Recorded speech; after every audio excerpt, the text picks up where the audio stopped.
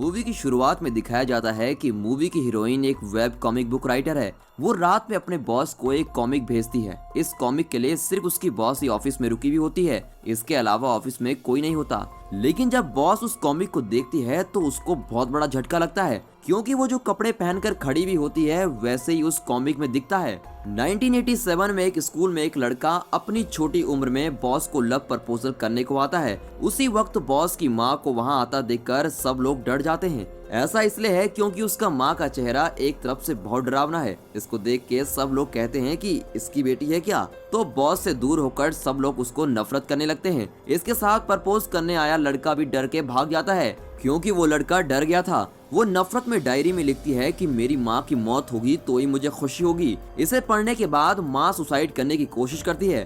तब वहाँ पहुँचती बॉस उसको बचाने की हालत में भी होकर उसे मरने देती है। अब यहाँ सीन कट हो जाता है। इसे देखकर बॉस तुरंत अपना फोन उठा के हीरोइन को बुलाती है। फोन स्विच ऑफ आता है। वॉइस मैसेज भेजती है कि मेरी माँ के मरते समय सिर्फ मैं ही वहाँ थी, तुम्हें कैसे मालूम। पूछते वक्त ही वहाँ बिजली चली जाती है। सभी दरवाजे खुद ब खुद बंद हो रहे होते हैं। इसे देखकर बॉस डर के मारे सुरक्षा के लिए हाथ में एक चाकू ले लेती है। तभी उसकी माँ की आवाज सुनाई दे रही है जैसा दिखा रहे हैं। तभी इसके हाथ में जो चाकू है उससे बहुत बुरी तरीके से अपना चेहरा काट देती है। फैलते खून में ही मूवी का टाइटल डालते मूवी शुरू होती है। सीन कट करके हीरोइन घर आते समय अचानक एक छोटी बच्ची कार में लिफ्ट मांगती है। हीरोइन उसे लिफ्ट देती है और कहती है तुम्हारा जूता अच्छा है, तुम्हारा नाम क्या है, उम्र क्या है। बच्ची बोलती है 16 साल और मेरा नाम मिजीन है। लेकिन हीरोइन कहती है कि तुम्हें देखकर लगता है तुम 10 साल की बच्ची हो। हीरोइन के कहने से बच्ची कहती है मेरे मरते वक्त मैं 10 साल की थी। ये सुनते ही हीरोइन शॉक हो जाती है। वो बच्ची खून भरे शरीर के साथ सामने आकर खड़ी होती है। आसपास देखते समय साइन बोर्ड दिखाई देता है। वहाँ बहुत डरावने इंसिडेंट्स होते रहते हैं। हीरोइन डर के चिल्लाती है। तभी उठ के देखती है तो सुबह हो जाती है। पुलिस ऑफिस में आकर देखते हैं। ये केस एक सीनियर पुलिस वाले को और उसके साथ एक जूनियर पुलिस वाले को दिया जाता है। सीसीटीवी में वहाँ सिर्फ बॉस अकेले रहते हुए दिखाई देती है। पुलिस ये कंफर्म करते हैं कि न कोई अंदर आया और न ही कोई बाहर गया, तो ये सुसाइड ही है। ऐसा समझ के इस केस को बंद करने के लिए सोचते समय वो देखते हैं कि कॉमिक में जो लाश पड़ी हुई होती है वैसे ही वो रियल में पड़ी हुई होती है। लाश का पोस्टमार्टम करके देखने से पता चलता है कि उसने खुद को काट के जान दी है। डॉक्टर कंफर्म करते हैं चाकू में भी उसके फिंगरप्रिंट मौजूद होते हैं, तो ये मर्डर नहीं हो सकता। डॉक्टर रिपोर्ट देते हैं। लेकिन इस सीनियर पुलिस को लगता है कि ये सुसाइड नहीं हो सकता, इसीलिए आगे इन्वेस्टिगेट करना बहुत जरूरी है। इसीलिए वो हायर ऑफिसर से अप्रूवल लेता है। हीरोइन एक साइकेट्रिस्ट के पास जाकर उसके साथ बीती हुई घटना के बारे में बताती है। तो साइकेट्रिस्ट बोलती है कि काल्पनिक और रियल वर्ल्ड के बीच एक छोटी सी दीवार होती है। कम लोगों को उस दीवार के बारे में पता होता है। किसी बुक में लिखा है कि काल्पनिक और रियल वर्ल्ड के लिए वो एक बन जाते हैं। मैं ऐसे ही बोल रही हूँ पर ये हो नहीं सकता। साइकेट्रिस्ट बोलती है कि आपके लिए अच्छा होगा आप आराम करें तो ही सब कुछ ठीक हो जाएगा। ऐसा बोलकर उसे भेज देती है। हीरोइन घर आती है और रात को उसके सपने में आए मिजेन के चित्र को एक पेपर में बनाने लगती है। फिर आराम करने चली जाती है। पुलिस स्टेशन में सीनियर कॉमिक का अगला चैप्टर देखकर बहुत डर जाता है और हीरोइन को फोन स्विच ऑफ आने की वजह से उसे नहीं बोल पाता।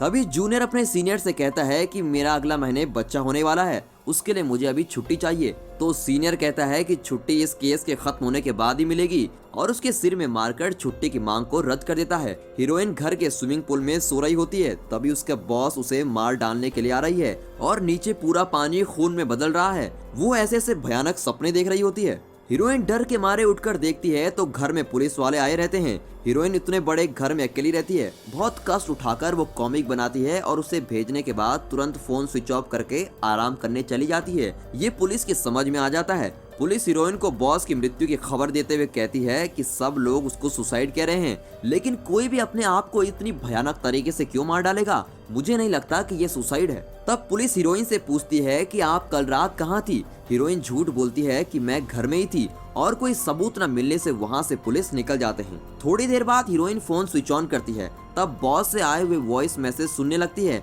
उसी समय पुलिस भी बॉस के फोन से उस वॉइस मैसेज को रिकवर करके उसे सुनते हैं। तभी हीरोइन को साइकेट्रिक का बुलावा याद आता है। हीरोइन सोचती है कि क्या मैं वो दो वर्ड के बीच में होने वाली दरवाजा हूँ।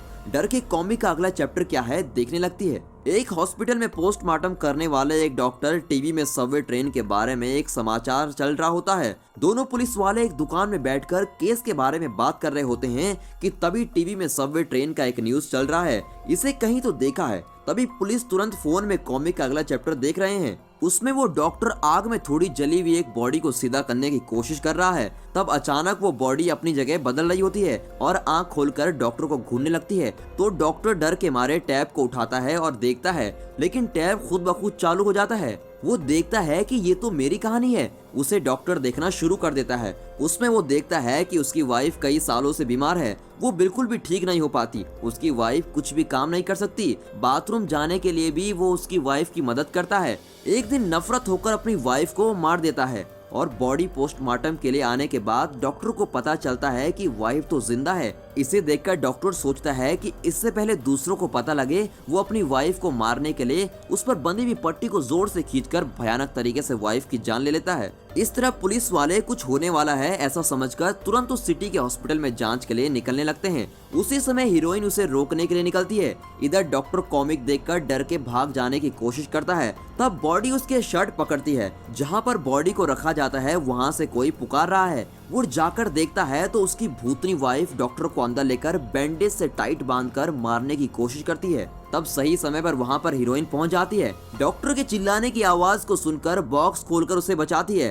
तब वो भूत डॉक्टर के हाथ को कंट्रोल करके उसका गला दबा देती है। तभी वहाँ पुलिस आ जाती है और बगल में हीरोइन खड़ी रहती है और नीचे डॉक्टर की लाश रहती है। इसको देखकर पुलिस वाले समझते हैं कि इसका खून हीरोइन ने किया है और ये समझकर उसको अरेस्ट करते हैं। पुलिस पूछने लगती है कि ये खून तुमने क्यों किया? कॉमिक जैसे खून करके तुम पब्लिसिटी पाने की कोशिश करती है क्या?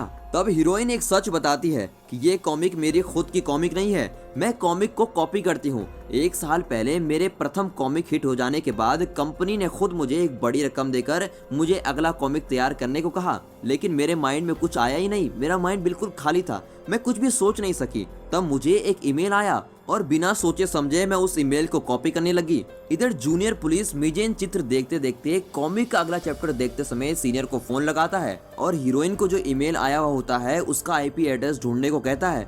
जूनियर डिटेल्स ढूंढकर देता है। तभी उन्हें पता चलता है कि 1 साल पहले तक वहाँ जो नाम की एक लड़की और हीरोइन दोनों जी रहे थे। पुलिस हीरोइन के पास आकर बोलती है, वहाँ क्या हुआ? सब बोल रहे हैं कि जो खो गई है उसका क्या हुआ है? घर जाते हुए हीरोइन फ्लैशबैक सुनाना शुरू करती है कि 5 साल पहले मैंने ज्यादा कॉमिक लिख के काम में लगने की कोशिश की थी, लेकिन मैं कई बार रिजेक्ट हुई। तब एक दिन मैंने जो को देखा, वो कभी कभी भविष्यवाणी जैसे कुछ भी चित्र बनाती थी। तभी एक दिन जो ने एक ऐसा चित्र बनाया जिसमें एक लड़की गाड़ी से टकरा जाती है। उसके साथ बच्चे बहुत ही शरारत कर रहे होते हैं, तो मैंने उन बच्चों को वहाँ से भगा दिया। जो के साथ कोई नहीं था, इसलिए हम दोनों एक साथ रहना शुरू कर दिए थे और हम धीरे धीरे बहुत अच्छे दोस्त बन गए थे।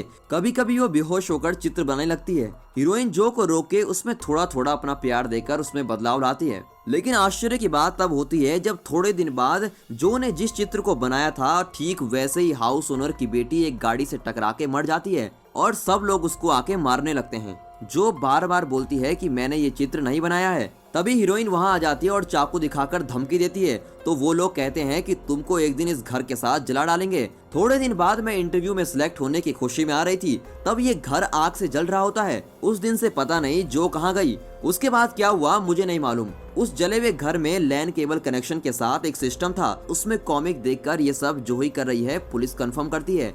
जो को ढूंढने से केस खत्म हो जाएगा। एक होटल से सीनियर जूनियर को फोन करके बोलता है कि मैं जो को ढूंढ लूंगा, तुम छुट्टी ले लो। तभी कोई हीरोइन को बाहर से जाकर देखता है। तभी उसी समय हीरोइन को जो के द्वारा एक मैसेज आता है। हीरोइन कार में चढ़ के सीनियर के चढ़ने से पहले कार बंद करके सुरक्षित पुराने घर जा रही है। वहां जाकर हीरोइन इंतजार करती है। उसी समय कोई भाग के आकर उसको मारता है। सीन कट करके सीनियर पुलिस गैस करता है कि हीरोइन घर आ गई होगी। सिर्फ कार खड़ी देखकर सीनियर जूनियर को फोन लगाकर पूछता है कि तुम कहाँ हो, हीरोइन भाग गई है। जूनियर कहता है कि मैं हॉस्पिटल जा रहा हूँ, क्या हीरोइन रेस्टोरेंट से भाग गई है? सीनियर बोलता है कि हाँ तुम जल्दी आ जाओ और फोन रख देता है। तभी उसे याद आता है कि मैंने तो जूनियर को बताया ही नहीं कि हम रेस्टोरेंट गए थे। तभी वो सोचने लगता है कि जूनियर को कैसे पता चला। सीन कट करके जूनियर पीछे देखते समय उधर वो हीरोइन को बांध कर रखता है। जूनियर हीरोइन को खेत में ले जाकर उधर बांध के रखता है। इस तरफ सीनियर जूनियर के फोन को ट्रैक करके उसका पीछा करता है। इधर जूनियर हीरोइन से पूछता है कि जो किधर है, जल्दी बताओ। वो ना तो भूत है ना शैतान है, आप लोग सब कह रहे हैं ये मुझे बराबर मालूम है। वो मीजेन के चित्र को दिखाते हुए बोलता है कि इसको किसने बनाया। वो बोलता है कि 6 साल पहले ये हुआ था, तब मेरे अलावा वहाँ कोई नहीं था। यहाँ पर एक बहुत ही बढ़िया ट्विस्ट खुलता है। कॉमिक में तीसरी कथा शुरू हो रही है। तभी दिखाते हैं कि जूनियर पुलिस में सिलेक्ट होता है और वो उसके लवर को बता देता है, अभी मैं बिना काम का लड़का नहीं हूँ। खुशी से बात करता हुआ जा रहा है, अचानक खेत के पास उसका एक्सीडेंट हो जाता है। जूनियर नीचे उतर के देखता है कि वहाँ कोई नहीं है। तब कार के नीचे मीजेन अपनी जान बचाने के लिए तरस रही होती है। उसे देखकर उसे बचाने की कोशिश करते समय उसके लवर का फोन आता है। उसमें वो खुशी से बोलती है कि मेरे पापा हमारी शादी के लिए मान गए हैं। ये सुन के वो सोचता है कि अगर एक्सीडेंट के बारे में किसी को पता चल गया तो मैं पुलिस वाला नहीं बन सकता। अगर ये हॉस्पिटल ले जाने के बाद मर गई तो मैं क्या करूंगा। तभी वो मीजेन को वहाँ मरने के लिए छोड़कर चला जाता है। तभी सभी लाइट बंद हो जाती हैं। उस रोशनी से मीजेन का भूत दिख रहा है। जूनियर भी उसे देखकर गोली चलाता है तो वहाँ सीनियर आ जाता है। अंदर आकर देखा तो हीरोइन बेहोश पड़ी है। जूनियर एक कोने में बैठा है। तब पीछे से भूत उसके हाथ पकड़कर उसके सिर पर बंदूक रखती है। सीनियर हाथ में बंदूक रख के पूछता है कि क्या कर रहा है। जूनियर बोलता है कि ये मैं नहीं कर रहा हूँ, मीजेन का भूत कर रही है। गोली चलाने की आवाज उस पूरी जगह सुनाई देती है। सीनियर बिना हिले जूनियर को देख रहा है। दूसरे पुलिस आकर सीनियर को पूछते हैं क्या हुआ। सीनियर बोलता है कि भूत ने इसको मार डाला। तभी वो कहते हैं कि अगर इसको मीडिया में बोलने लगे तो लोग हमें पागल समझेंगे, तो ये सुसाइड कहकर केस को क्लोज कर देते हैं। कुछ दिन बाद सीनियर जूनियर को याद कर रहा होता है। तब वहाँ एक महिला पुलिस आकर सीनियर को एक पेपर देकर बताती है कि ये उस दिन स्पॉट में मिला। सीनियर उस चित्र के नीचे मीजेन लिखा हुआ देखता है। तब मरते समय जूनियर की बोली हुई बातें उसको याद आती है कि ये मैंने नहीं किया, मीजेन के भूत ने किया है। तभी सीनियर को जूनियर की थिंग्स बॉक्स में हीरोइन की फर्स्ट कॉमिक बुक दिखती है। जब जूनियर बोलता है कि इस बुक को रखकर इन्वेस्टिगेट करें तो बहुत सारे केस सॉल्व कर सकते हैं। तब सीनियर उसके सिर मार के उससे पूछता है कि तुम पागल हो गए हो क्या। ये बात उसको फौरन याद आती है। तुरंत सीनियर जाकर जितने भी केस सॉल्व हुए होते हैं उसको कॉमिक के साथ मैच करा के देखते हैं। सीनियर को समझ में आ जाता है कि जितने भी लोग मरे हैं उनके बारे में कॉमिक्स में है। तुरंत सीनियर हीरोइन को देखने निकलता है। इधर हीरोइन को नया ईमेल आता है। उस ईमेल को खोल के देखने पे एक बड़ा ट्विस्ट खुलता है। कॉमिक में हीरोइन की कथा चल रही है। सड़क में दोनों एक साथ मिलने के बाद, जो तुम ऐसे क्यों चित्र बनाती हो। हीरोइन अपने फ्लैशबैक बता रही है। जो के पापा कोई और नहीं बल्कि पोस्टमार्टम करने वाले डॉक्टर ही हैं। हर बार जो को देखते समय पापा को उसकी माँ की याद आती है, इसलिए उसे मोर्चरी में बॉडी के साथ अकेले बंद करके रख देते हैं। तब जो को अचानक एक पावर आ जाती है जिसमें वो मरे हुए लोगों को सुन सकती है और वे मरे हुए लोग उसे अपनी कहानी सुनाते हैं और वो उसकी ड्राइंग बनाती है। इसे सुन के हीरोइन कहती है कि तुम्हारी कहानी में जान है। दीवार में चित्र बनाती जो को पेपर में बनाने को बोलती है।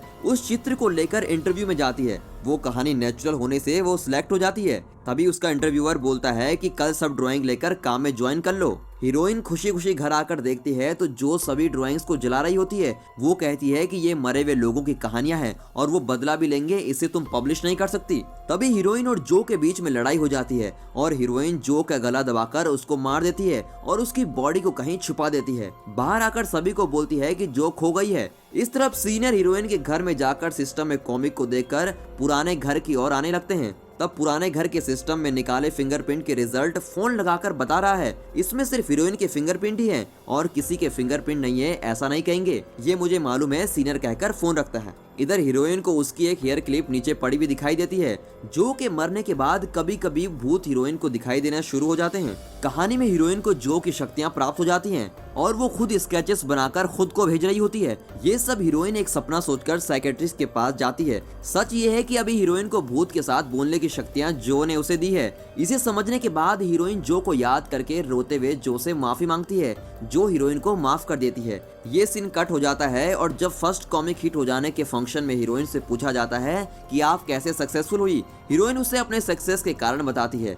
वैसे दोस्तों, आप अपनी जिंदगी में अगर किसी गलती को याद करके उदास रहे हैं तो उस घटना को आप कमेंट में जरूर बताइएगा। इधर सब सच को जान के सीनियर बंदूक के साथ घर आता है। सीनियर को छोड़ा तो वो बाहर जाकर सबको बता देगा, इसीलिए हीरोइन उसे जान से मारने की कोशिश करती है। उस झगड़े में दोनों एक दूसरे को मारकर जमीन पर गिर पड़े हैं। हीरोइन कहती है कि भूतों के लिए मैं जरूरी हूँ। सीनियर कहता है कि तुम्हें भूतों की जरूरत है, इसलिए तुमने जो को मार दिया है। हीरोइन सीनियर को बोलती है कि तुम अपने आप को क्या समझ रहे हो, तुमने भी ये खून किया है। तब वो दीवार में उसको कुछ दिखाती है। अब एक बहुत बड़ा ट्विस्ट सामने आने वाला है। दीवार में सीनियर पुलिस वाले की कहानी होती है।